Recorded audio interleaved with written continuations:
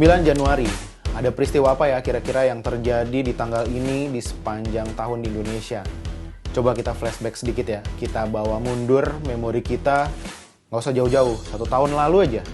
9 Januari 2021, selain masih dilanda COVID-19, Indonesia mengalami peristiwa yang cukup memilukan di dunia penerbangan. Pesawat Sriwijaya Air SJ182 jatuh di perairan Kepulauan Seribu, DKI Jakarta. Tragisnya lagi nih, pesawat ini jatuh baru sekitar 4 menit setelah lepas landas.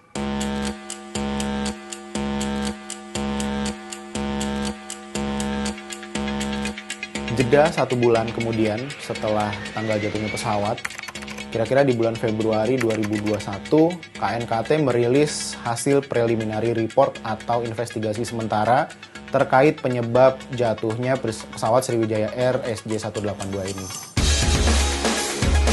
Coba kita bedah sedikit ya kronologisnya. Kira-kira begini, tanggal 9 Januari 2021, pesawat Boeing 737 seri 500 yang dioperasikan oleh maskapai penerbangan Sriwijaya Air mengangkut 56 penumpang dan diawaki oleh 2 pilot dan 4 orang awak kabin. Dijadwalkan terbang dari Bandara Internasional Soekarno-Hatta menuju ke Bandara Internasional Supadio di Pontianak. Jam 14.36, pesawat mulai lepas landas. Jadi jam 14.36, pesawat mulai lepas landas.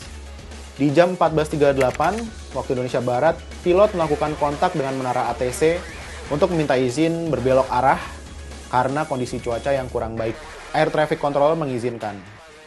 Nah, lalu menara ATC memperkirakan bahwa ketika pesawat ini berganti arah, ada potensi berpapasan dengan pesawat lain yang baru saja take off dari landasan pacu yang sama dengan tujuan yang sama juga ke Bandara Supadio.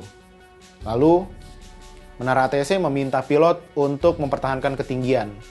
Kemudian di 14.39 waktu Indonesia Barat, radar di menara pengawas memantau pesawat Sriwijaya Air SJ182 ini mulai bergerak ke arah kiri.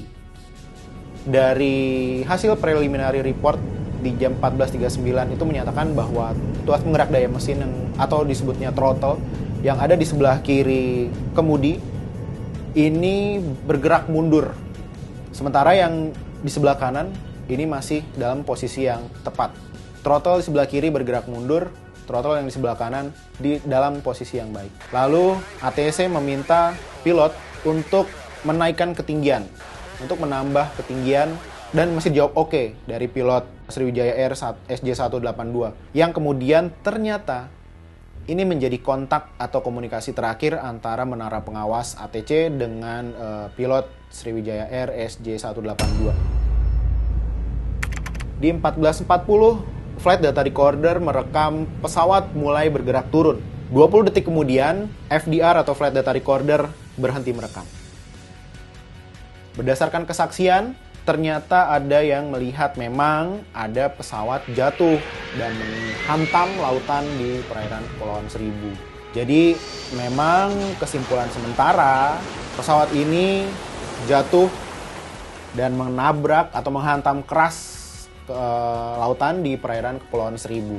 Nah, terkait dengan perawatan pesawat, di tanggal 5 Januari 2021, maintenance logbook atau buku catatan perawatan pesawat ini mencatat bahwa ada kerusakan pada tuas pengatur daya mesin pesawat atau throttle di sebelah kiri ini.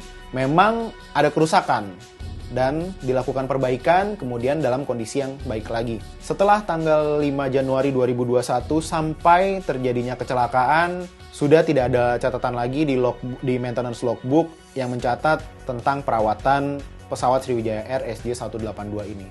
Nah, di bulan September 2021, KNKT mengupdate hasil investigasi sementaranya.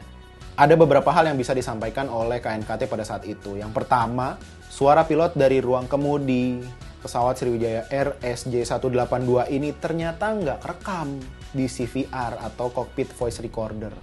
KNKT menyatakan bahwa perkara ini bukan karena CVR terlalu lama terendam dalam air, karena memang Pada saat itu, CVR atau Cockpit Voice Recorder ini baru ditemukan sekitar 3 bulan. Jadi bulan Maret 2021 itu CVR-nya baru ditemukan. Nah, ternyata dilihat sejarah pemakaian CVR di pesawat SJ182 ini, kondisinya memang mengalami perburukan. Jadi sudah tidak baik bahkan beberapa tahun belakangan. Jadi sebelum pesawat ini berangkat dan akhirnya mengalami kecelakaan di 9 Januari 2021 itu, sudah beberapa tahun itu kondisi CVR-nya memang menurut KNKT tidak dalam kondisi yang baik. Ada kemungkinan memang itu jadi penyebab suara pilot tidak terekam oleh cockpit voice recorder.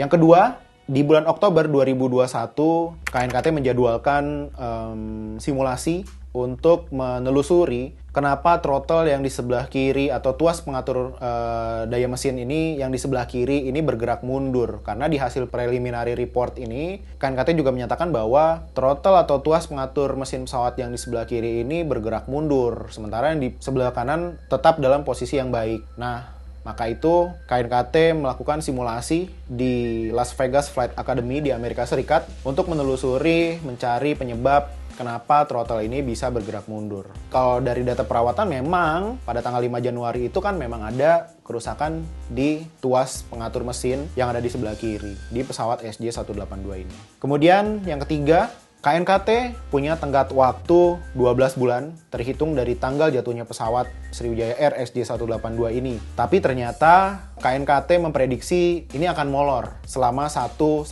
bulan.